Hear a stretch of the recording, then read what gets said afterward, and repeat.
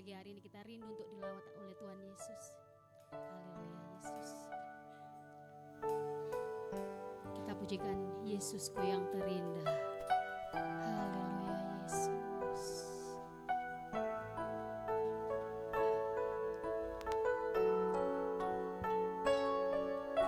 Terima kasih.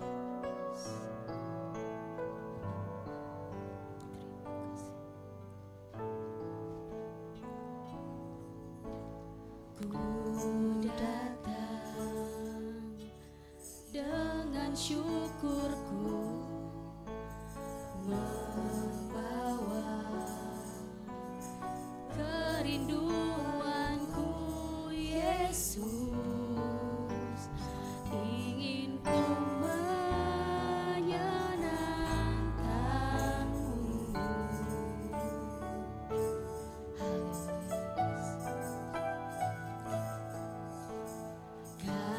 Karyamu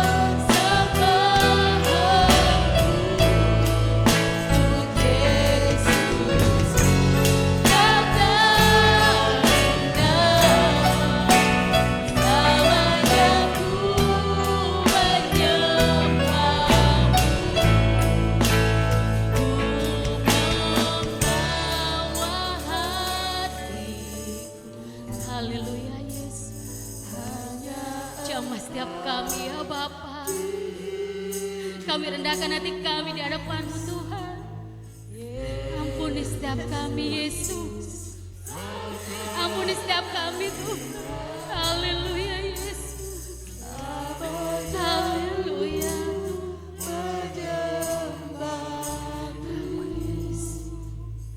Ku membawa hidupku,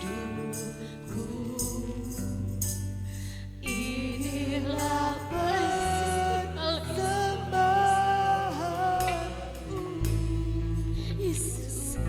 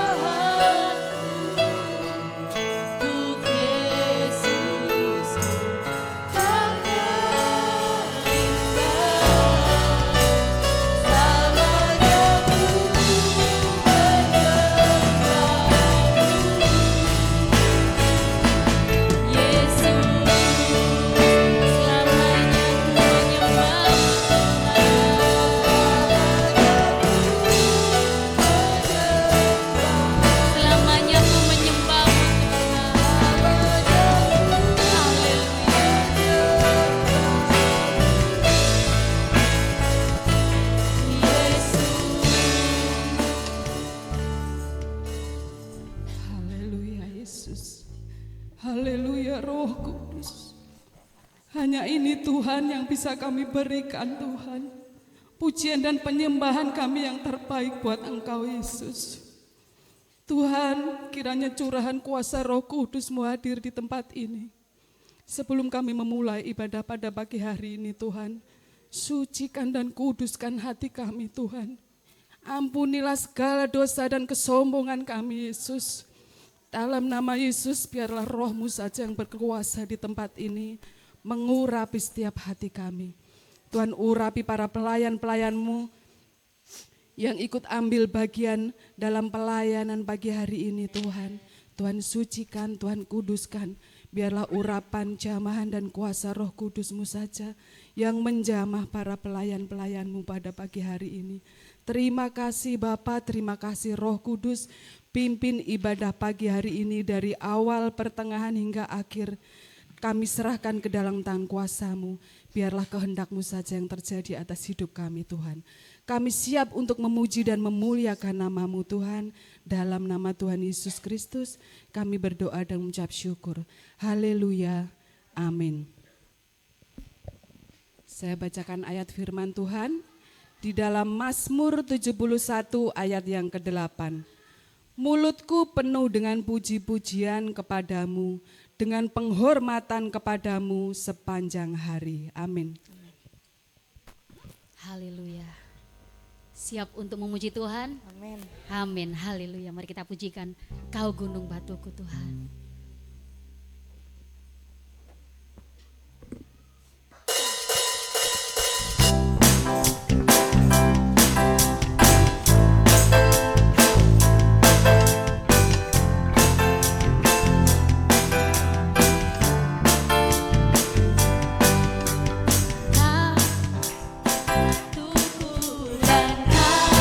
Kota bentengku tak aku ragu.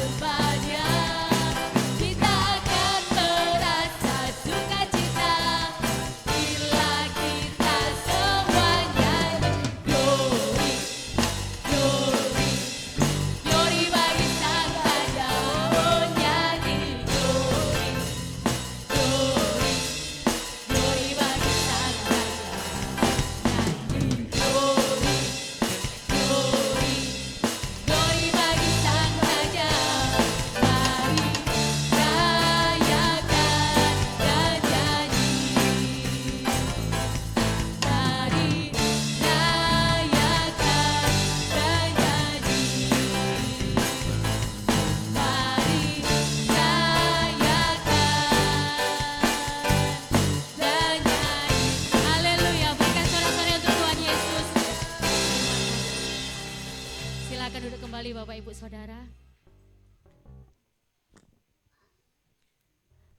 Saya buka ruang kesaksian, mungkin ada yang mau menyaksikan cinta kasih Tuhan.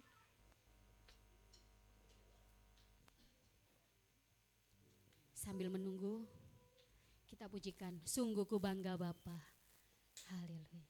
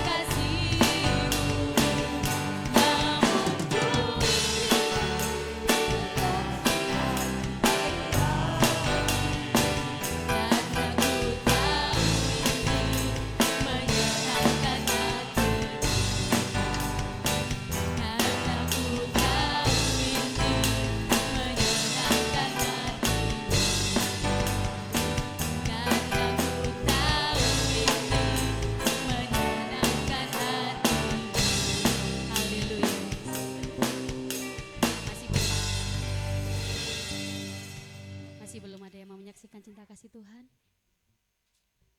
Haleluya Yesus. Mari kita siapkan hati kita. Kita mau mendengarkan sabda kebenaran firman Tuhan. Saya undang untuk bangkit berdiri lagi Bapak Ibu Saudara. Haleluya Yesus. Mari kita masuk ruang Maha Kudus Tuhan. Kita rendahkan hati kita. Ampuni kami Yesus. Ampuni kami ya Bapa. Ampuni kami Tuhan. Haleluya Yesus. Ku masuk ruang Maha Kudus dengan darah anak domba. Ku masuk dengan hati tulus.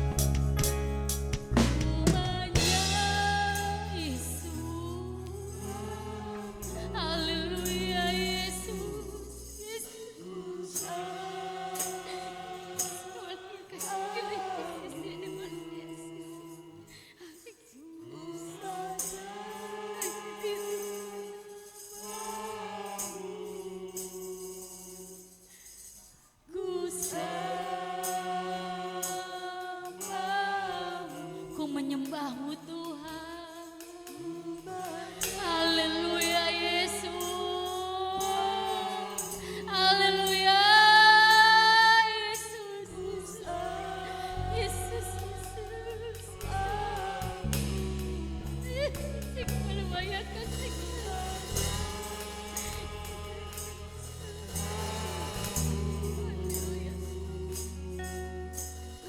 Haleluya.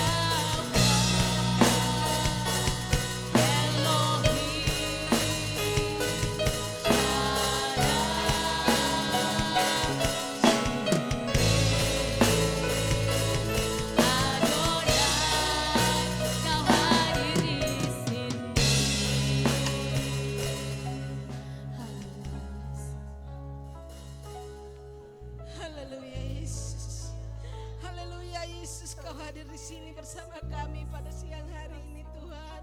Terima kasih atas lawatan-Mu setiap kami yang ada. Kami percaya Yesus yang kami sembah, Yesus yang hidup, Yesus yang berkuasa. Terima kasih Tuhan. Ajar kami untuk percaya dan beriman. Hanya Engkau satu-satunya Tuhan penolong kami. Hanya Engkau satu-satunya Tuhan yang mengharapkan kami Tuhan. Di dalam proses hidup kami saat ini Tuhan. Ajar kami tetap percaya kepada Yesus yang kami sembah, Yesus yang berkuasa. Mujizat-Mu itu masih ada buat kami yang harap kepadamu Tuhan. Mujizat-Mu itu masih ada buat kami yang benar-benar mengharap, mencintai Engkau Yesus. Terima kasih Tuhan. Dalam persiapkan setiap hati kami Tuhan untuk mendengarkan firman-Mu. Firman yang membuat kami semakin bertumbuh, beriman, berharap dan berbuah di dalam Engkau Yesus Tuhan kami.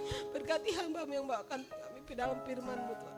Kau berikan hikmat-Mu yang dari surga. Semakin kami bertumbuh, semakin kami beriman kepada Yesus. Berkati keluarga dan berkati apapun yang dikerjakan Tuhan. Bersama Engkau kami sanggup menang. Bersama Engkau kami sampai melakukan semuanya. Terima kasih Tuhan buat pelayan-pelayan yang telah melakukan. Bila Tuhan Yesus memberkati kami semua. Memberkati setiap hati kami Tuhan. Ampuni segala dosa perbuatan kami yang menghambat berkat-Mu pada siang hari. Kami minta di dalam nama Tuhan Yesus kami menerima berkat-Mu. Haleluya. Amin.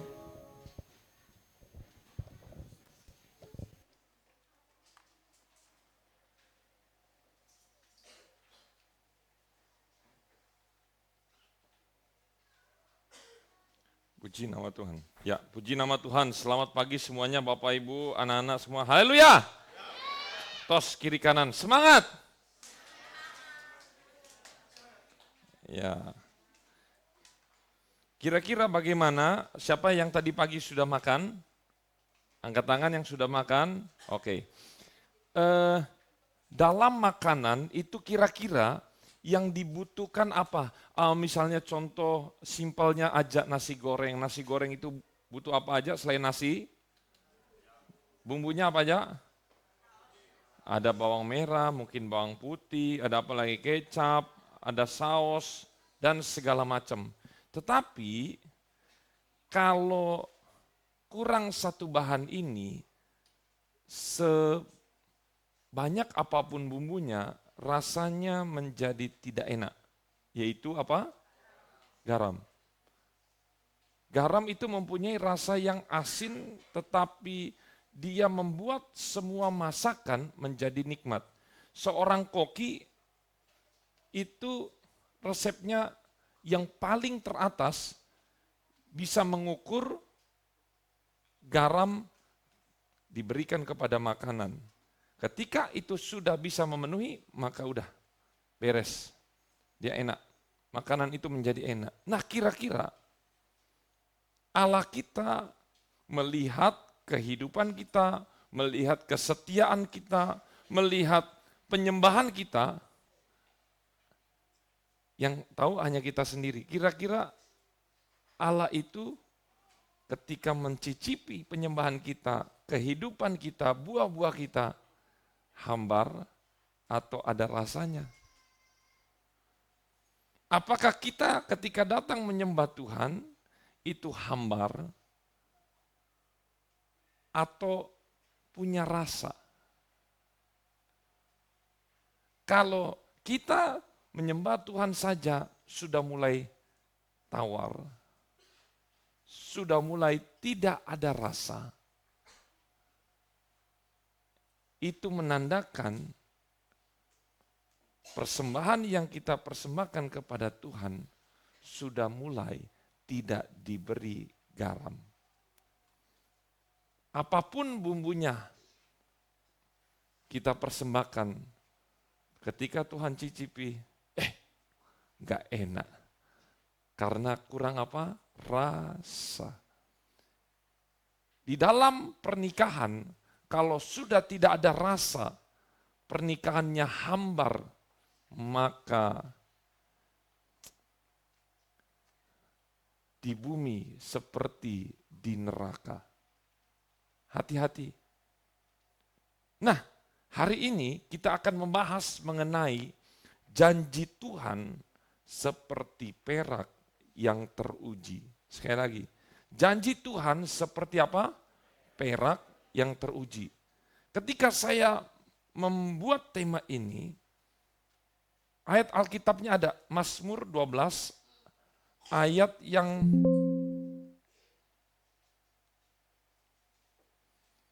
ke-6. Tapi kalau di Alkitab biasa ayat yang ke-7. Coba kita baca sama-sama, kita bangkit berdiri semua.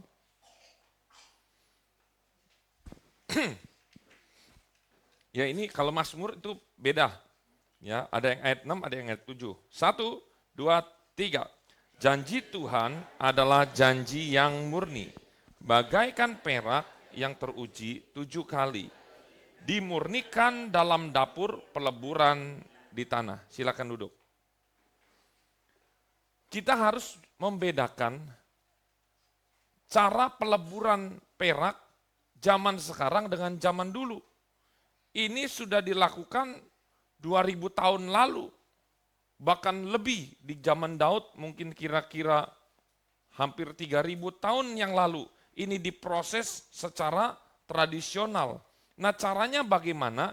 Caranya adalah dibuatlah satu tempat kayak apa ya, buat memasak nasi, tetapi dibuat dengan tanah liat. Karena tanah liat itu dia bisa punya daya tahan panas itu cukup tinggi. Dan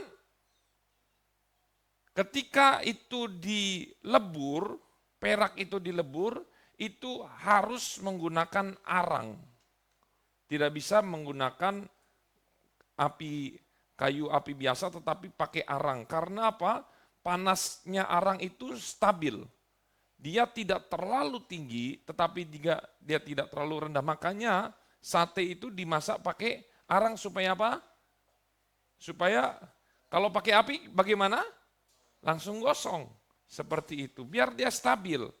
Dan prosesnya perak ini, saya ketika membaca ini, Tuhan, kenapa sih janji Tuhan yang murni, kenapa tidak seperti emas? Coba bisa berpikir, harusnya kan lebih keren, perak sama emas mahal mana? Emas. Tetapi kenapa janji Tuhan, saya berpikir, kok standarnya turun, bukan emas tapi perak. Dan kenapa harus 7 kali? Nah, kita akan belajar di sini. Ya. Jadi, kenapa janji Tuhan digambarkan seperti perak? Karena kalau emas itu tingkat kemurniannya itu sudah tinggi. Jadi bapak-bapak, ibu-ibu pernah lihat yang di sungai-sungai, Dayak tuh ada biji-bijinya. Nah, itu sudah kelihatan kan. Jadi emas itu 1, 2 atau paling lama 3 kali dilakukan peleburan, pemurnian, itu sudah jadi kualitas yang paling bagus. Tetapi beda dengan perak. Kalau perak itu kotoran yang menjadi satu di dalamnya begitu banyak. Ada timah, ada tembaga. Saya lihat di sini. Ada tanah-tanah yang bercampur. Jadi prosesnya ketika ditaruh begitu. Nah ini ingat. Proses peleburan perak itu sangat unik. Pertama, menggunakan wadah. Kemudian dicapit. Kemudian dimasukkan. Artinya apa? Sang pelebur tidak pernah meninggalkan tempat. Ketika kita dilebur dari kotoran-kotoran supaya murni, menjadi murni dan menjadi sesuatu yang luar biasa, itu sakit apa enggak? Sakit ya.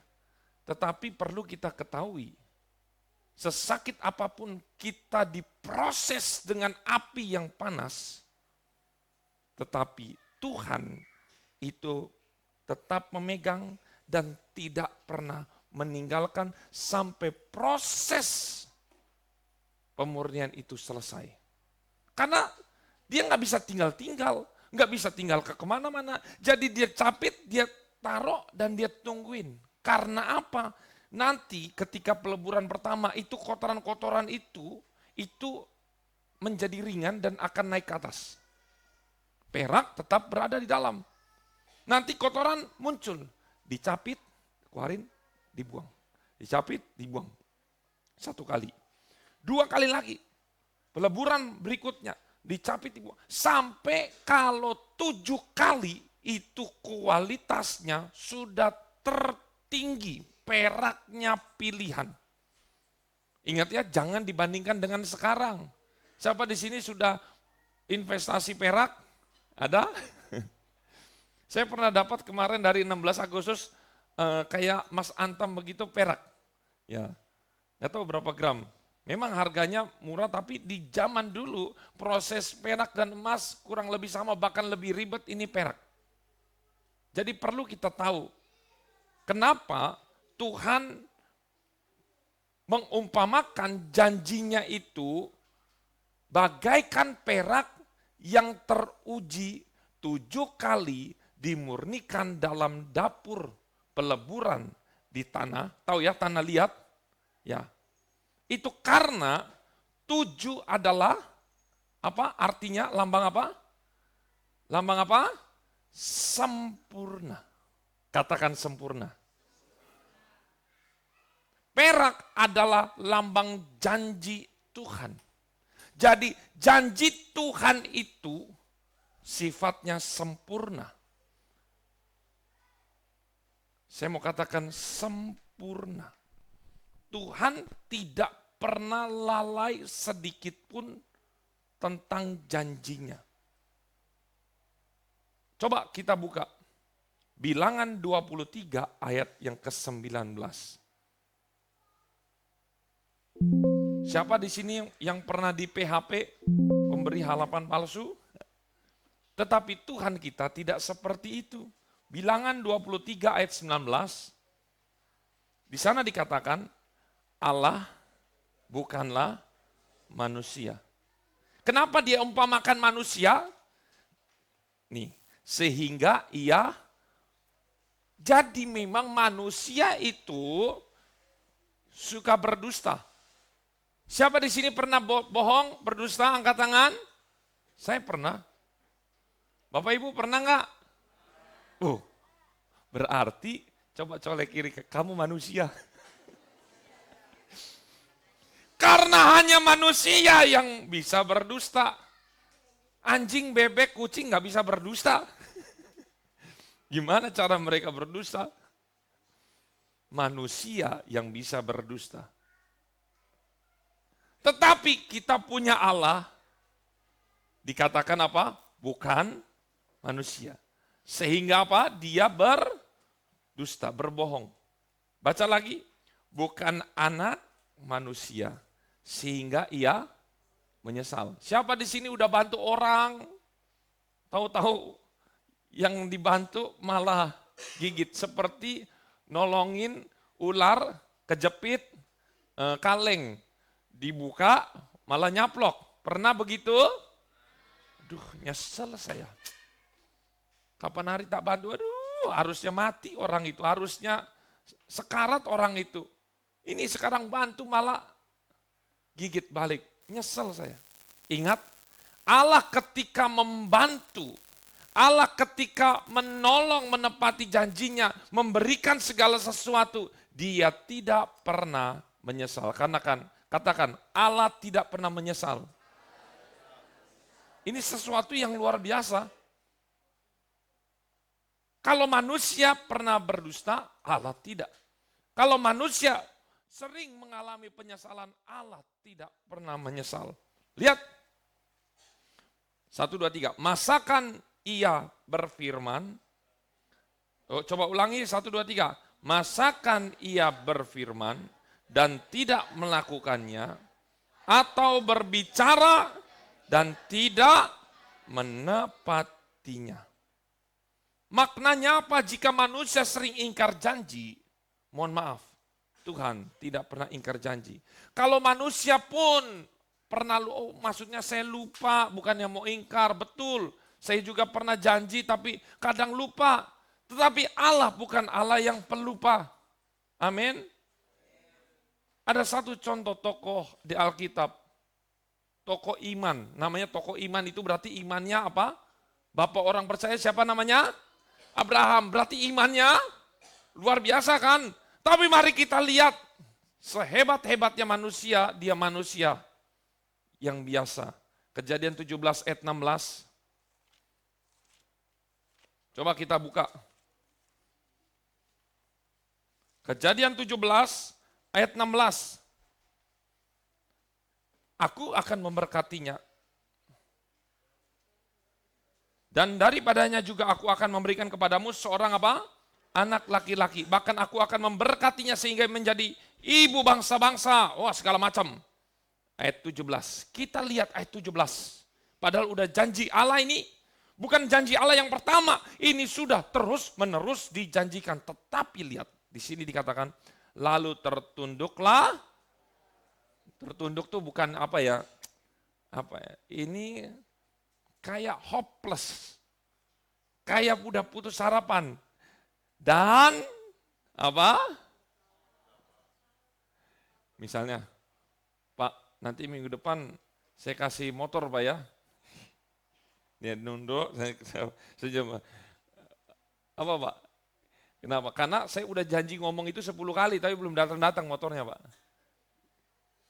Jadi gimana rasanya? Rasanya ini hambar. Abraham juga pernah mengalami rasanya tawar hati dengan Tuhan. Tapi mohon maaf, Tuhan tidak pernah tawar hati kepada Abraham. Amin. Lihat, tertawa serta berkata dalam hatinya, apa? Mungkinkah bagi seorang yang berumur 100 tahun dilahirkan seorang anak? Terus lagi, sudah ya, ayat 18. Dan Abraham berkata kepada Allah, apa dikatakan? Apa dikatakan ayat 18? Bukan, ada satu kata yang sangat menarik. Kata ini pernah dikotbahkan dalam satu seri, cuman kata aja. Ajanya juga nggak ada, maksudnya itu aja udah. Tema Kira-kira Bapak Ibu, ketika Bapak Ibu melihat kata negatif atau positif? Ngebujuk. Masa iya? Betul kan? Itu kata spontan yang keluar dari Bapak orang beriman. Lihat. Sampai dia berkata, udahlah Tuhan, kalau misalnya ini yang ada-ada aja, ini kan sekarang ada Ismail. Udah biar Ismail aja. Tetapi lihat jawaban Tuhan. Di ayat 19, Tuhan berfirman apa? Tidak. Artinya apa tidak ini? Tuhan tidak menjawab doa Abraham yang apa? Yang second choice. Yang kedua, pilihan kedua, Tuhan katakan enggak. Lu pikir saya manusia, lu pikir saya ini enggak bisa berkuasa? Kenapa saya harus mengubah janji saya? Janji A enggak bisa ditepati, ya udah kalau begitu janji B. Tuhan tidak mau janji B, Tuhan tetap setia kepada janji yang pertama A. Amin. Apa dikatakan? Tidak. Melainkan siapa? Istrimu Sarah akan melahirkan anak laki-laki. Ayat 21 coba kita baca. Tetapi perjanjianku akan kuadakan dengan apa? Ishak. Sebelum anak ini lahir, anak ini sudah keluar namanya. Yang katakan Tuhan. Tetapi hati di Abraham, tahu nggak? Sarah apa yang Sarah lakukan? Ini suami istri sama sepakat. Suaminya juga udah tawar hati, istrinya tertawa di dalam hati. Istrinya ketawa. Terus malaikat katakan, kamu ketawa ya? Enggak, saya nggak ketawa. Ya, kamu ketawa di dalam hatimu. Jangan meremehkan janji Tuhan. Karena engkau di hadapan Tuhan, tidak Tuhan meremehkan seperti engkau pernah diremehkan oleh manusia. Setiap kita masing-masing adalah spesial di mata Tuhan. Amin. Tetapi saya mau katakan, coba kita buka 1 Korintus 10 ayat 13.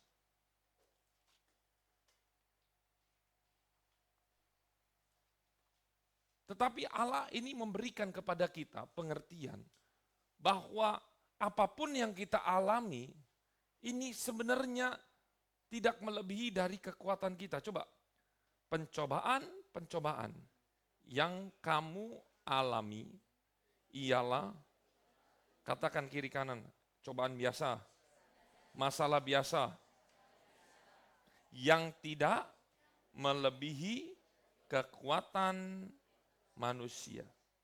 Sebab Allah setia. Oh, dan karena itu Ia tidak akan membiarkan kamu dicobai melampaui kekuatanmu. Titik ya. Berikutnya ada janji Tuhan yang luar biasa lagi.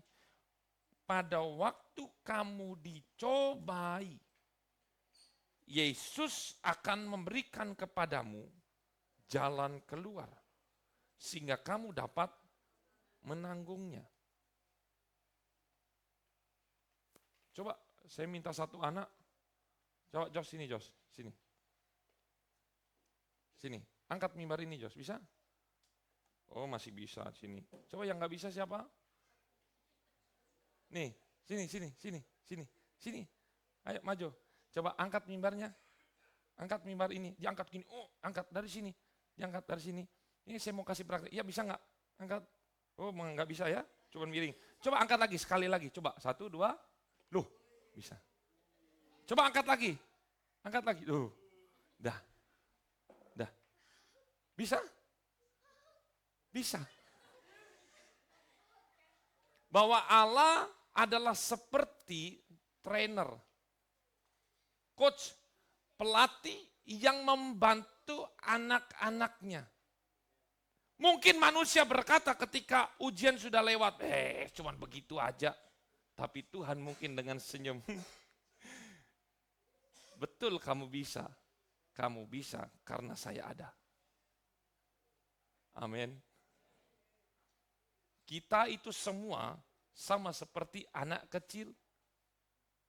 Masalah yang memang mustahil, tapi ada tangan yang tidak kelihatan. Dia mengangkat. Masalah apapun, dia yang bisa selesaikan. Amin. Coba kita baca lagi nih. 1, 2, 3. Pencobaan yang kamu alami ialah pencobaan biasa yang tidak melebihi kekuatan manusia. Sebab Allah setia. Dan karena itu Ia tidak akan membiarkan kamu dicobai melampaui kekuatanmu. Pada waktu kamu dicobai, Ia akan memberikan kepadamu jalan keluar, sehingga kamu dapat menanggungnya, sebab Allah setia. Kalau Allah setia menepati janjinya, kok rasanya nggak berimbang? Kalau kita hanya berpangku tangan, kalau kita memberikan makanan kepada Tuhan sesuatu yang tawar, kok rasanya ganjil. Kalau ada orang mau kasih berkat, datang ke rumah kita, harta yang luar biasa, terus kita kasih 1 mangkok bubur, dia tahu kita itu nggak punya apa-apa. Tetapi bubur tok nggak ada garamnya.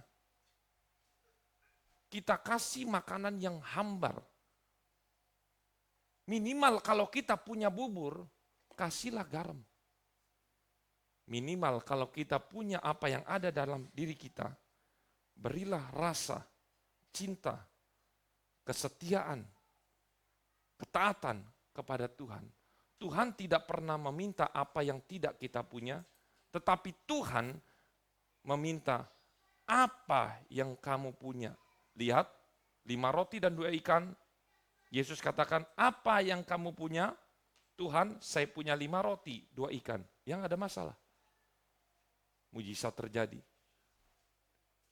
Dan Tuhan berkata kepada Abraham, apa yang ada padamu? Abraham cuma katakan apa? Aku punya tongkat. Oke, tongkat itu juga bisa. Pertanyaannya, engkau punya apa untuk diberikan kepada Tuhan supaya ketika Tuhan datang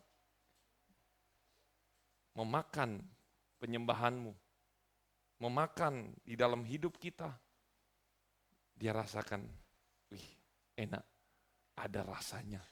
Tapi kalau dia makan hambar, suam-suam kuku, langsung Tuhan apa? Firman Tuhan, aku akan apa? Memuntahkan air yang tidak dingin dan tidak panas. Oleh karena itu, sebagai penutup, Tuhan setia. Bagaimanakah diri kita? Mari kita masuk di dalam doa. Kita nyanyikan satu pujian, ku hidup karena percaya. Aku punya Tuhan yang besar. Mungkin C coba.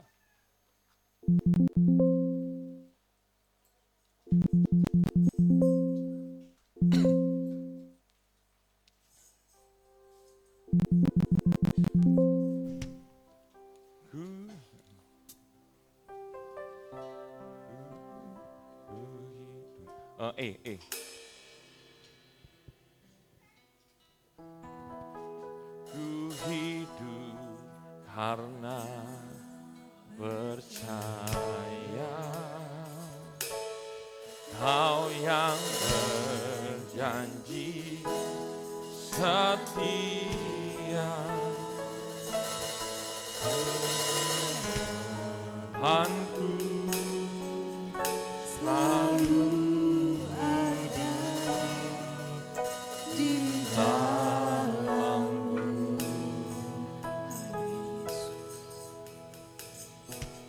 Ku tidak akan menyerah, meski dalam kesesakan.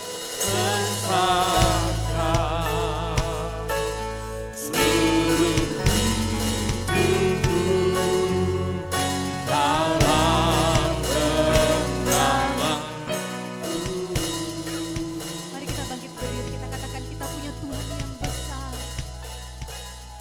Aku punya Tuhan yang besar, yang tak berganti, yang selalu menghadapi. Aku bersempatkan percaya kuasanya, ku terima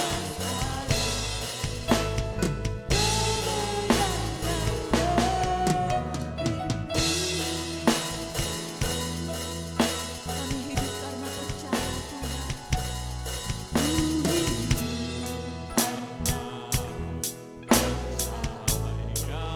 Percaya Engkau Allah yang setia. Engkau Allah yang setia, Yesus. Pengharapanku selalu ada di Mari angkat tangan kita katakan, aku punya Tuhan yang besar. Aku punya Tuhan yang besar, yang tak berganti.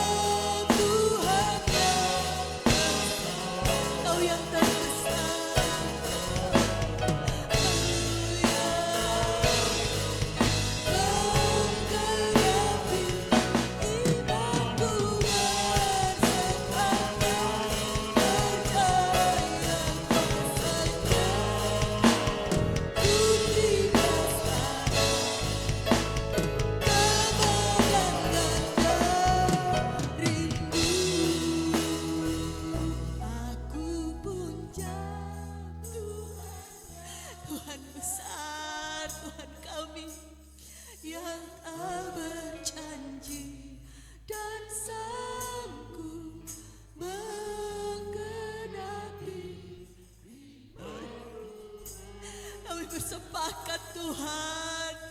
Kami mau percaya kuasa-Mu.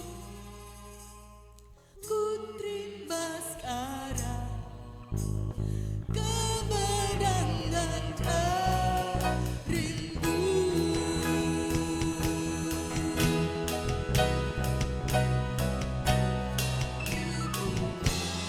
Tuhan yang esa, yang tak berjanji dan sanggup menggenapi. Aku bersepakat percaya kuasa-Nya. Ku terima sekarang kemenangan darimu. Aku punya Tuhan,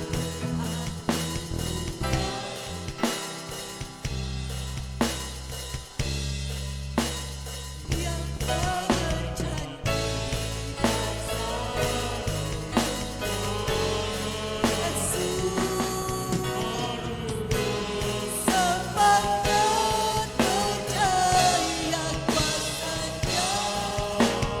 Ku terima sekarang kemenangan darimu. Kami terima. Ku terima sekarang. Kami terima Tuhan. Ku terima sekarang kemenangan darimu. Haleluya, haleluya Yesus, haleluya, glory, haleluya. Kami percaya pada Tuhan. Kami terima janji-Mu Yesus.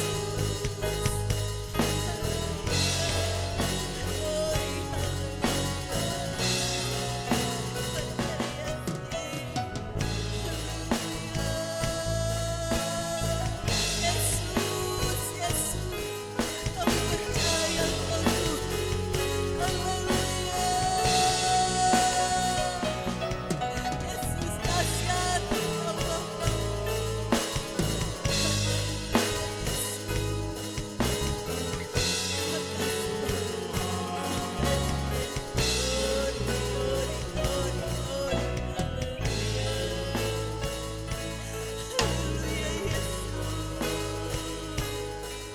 Haleluya. Terima kasih Tuhan. Terima kasih Tuhan. Sungguh kami bangga Tuhan punya Bapa yang setia, Bapa yang sangat mengasihi kami, Bapa yang tidak pernah mengingkari janjinya, yang selalu menggenapi janji dalam kehidupan kami. Karena itu Tuhan, ini anak-anak-Mu, kami semua mau bersepakat, kami menantikan janji Tuhan, kami percaya janji-Mu iya dan amin Tuhan. Biarlah Tuhan Yesus iman percaya kami senantiasa Tuhan kuat di dalam Engkau. Terlebih Bapa, kami mau memberikan yang terbaik untuk Engkau. Bukan korban yang hambar, tapi korban yang menyenangkan hati Tuhan. Inilah hidup kami Tuhan. Tubuh, jiwa, roh kami. Apapun yang bisa kami berikan, kami persembahkan untuk Tuhan. Tuhanlah yang membentuk kehidupan kami. Tuhanlah pemilik kehidupan kami. Kami percaya Tuhan, saat kami percaya sungguh-sungguh kepada Engkau, maka Tuhan senantiasa menolong kami. Memberikan kami kemampuan, memberikan kami kekuatan. Apapun yang kami hadapi, bersama Yesus kami pasti bisa. Terima kasih Tuhan Yesus, materaikan kebenaran firman-Mu dalam setiap kehidupan kami. Memberkati hamba-Mu Tuhan, urapi dengan kuasa Roh Kudus-Mu senantiasa. Kami semua yang mendengarkan firman Tuhan, kami mau berubah Tuhan. Kami mau selalu memberikan yang terbaik untuk Tuhan. Terima kasih Bapa. Sebentar kami akan memberikan korban persembahan. Biar persembahan kami menyenangkan hati Tuhan. Di dalam nama Tuhan kami Yesus Kristus kami mengucap syukur. Haleluya. Amin.